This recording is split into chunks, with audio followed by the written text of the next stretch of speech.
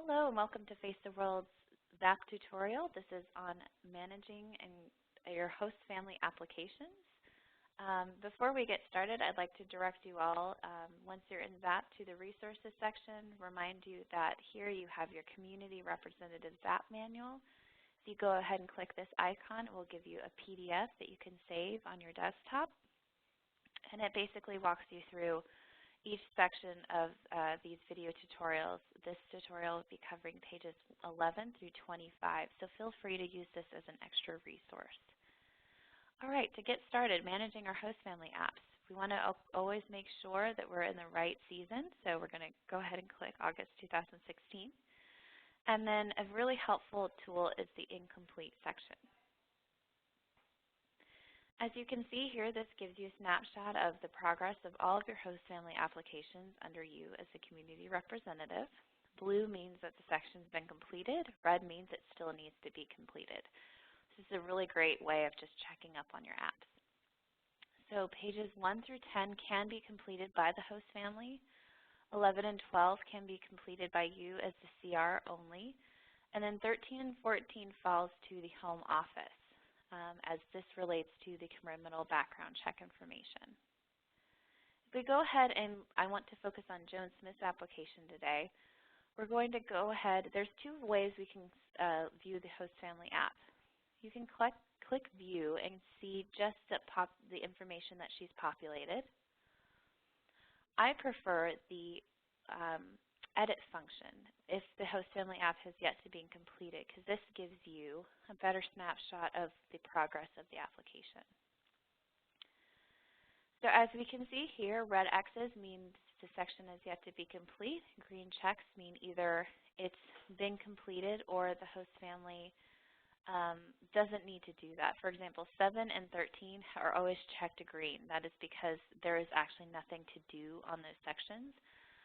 Actually, that is not correct. Section 13 is where you upload your MapQuest. So MapQuest is a showing of the distance between your house and the host family's house. We do ask that you type in MapQuest, the directions from your house to the host family. Go ahead and either print your screen or save the screen, or you can print the page and then upload it here. And we ask that that be attached before the application is sent in, because it's a compliance issue. All right, sections 1 through 6 can be filled out by the host family themselves. We actually recommend that they do that, and they do it thoughtfully. We really encourage the family to take their time and really think about their answers. The first page is just the general biographical information. The second page is a little more biographical, but gets more into the family's religious views, chores, all of that. Page 3, we really ask that they fill out the interests, as we want to make sure to match students with host families of similar interests. One thing here to pay particular attention to is we ask that the emergency contact be someone other than the community representative. So we ask that it be an additional contact of the families that is in the local community. The photo album. Here we have the photo album. This is a helpful list to remind you of all the photos that we need. Front and back of the house, exterior, also the backyard, a living room, kitchen, any shared space, as well as the student's bedroom, including storage, and the student's bathroom. To upload photos, simply click the Add More Photos here, or just Add Files. Okay, so you go ahead and click here. For example, here, say you have a photo and it didn't upload correctly. It shows up as this icon. So you can either delete it,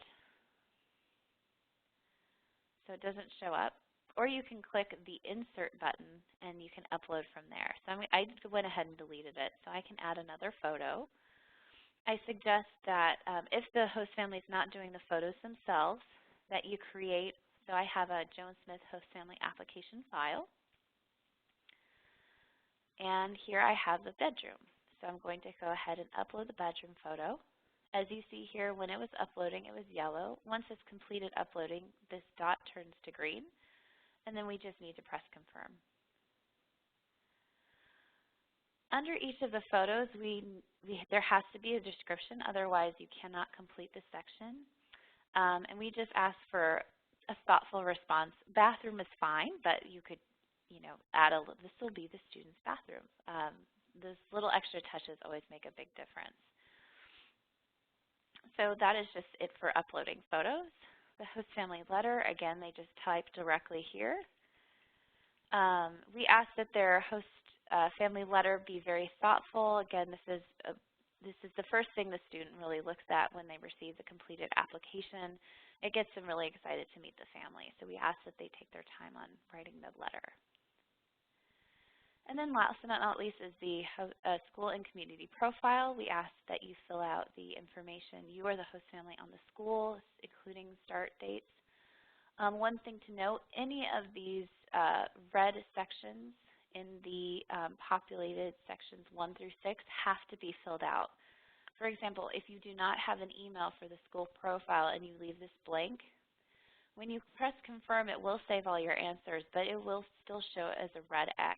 That is because all areas highlighted in red have to be filled out in order for it to turn green. So that's just something to keep in mind. And we do ask that the the host family pay particular attention to the weather, as the students sometimes come from tropical climates or they come from colder climates. They don't know how to pack. So having a good idea of how they should strategize their suitcase for when they come over is really helpful. Section 7 doesn't need anything to be done with it. Section 8 is a host family references. I've already added this in, but just to say it's not in there.